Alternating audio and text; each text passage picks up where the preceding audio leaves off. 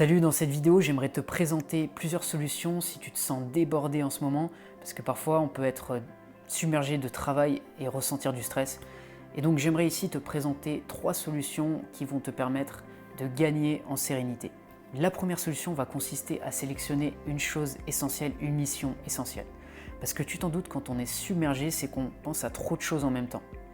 Donc tout simplement, ce que tu peux faire, c'est de sélectionner vraiment une mission qui est importante en te demandant qu'est-ce que je dois faire maintenant.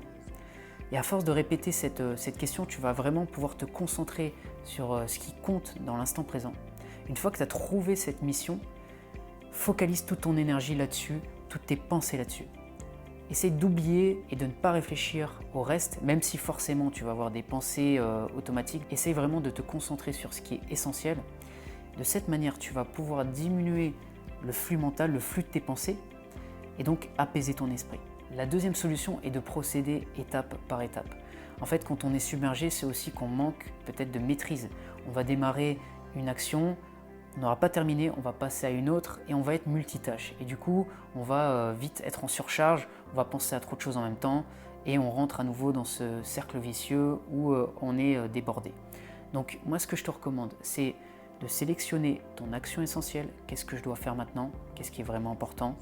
Une fois que tu as concrétisé cette action, tu repasses de nouveau à cette question. Qu'est-ce que je dois faire maintenant? Et au fur et à mesure, tu vas accomplir ces actions importantes pour toi. Ce que tu peux faire par exemple, c'est d'avoir une liste des 3 actions les plus importantes que tu dois accomplir dans ta journée. Tu passes d'une action à une autre et au fur et à mesure, tu pourras libérer ton esprit parce que tu auras fait des choses essentielles par rapport à tes objectifs. Du coup, tu vas pouvoir rester dans l'instant présent en avançant étape par étape et surtout contrôler un maximum tes pensées grâce aux questions que tu vas te poser. Et la troisième solution, c'est d'avoir un système, d'avoir une structure. Si tu essaies de te rappeler de tout ce que tu as à faire à chaque fois et de réinventer la roue, au lieu de t'appuyer sur les connaissances, sur une organisation que tu as préparée auparavant, eh bien, tu vas avoir beaucoup plus de stress et ça va occasionner aussi des oublis. C'est beaucoup plus facile d'avoir un système. Si on prend par exemple l'exemple de quelqu'un qui doit rédiger un projet, rédiger un mémoire, si elle a une organisation, un plan type avec introduction, partie 1, partie 2, partie 3, conclusion, ça va être beaucoup plus simple de s'attaquer à la première partie, ensuite à la deuxième partie et d'avoir une organisation logique qui va lui permettre de garantir son résultat.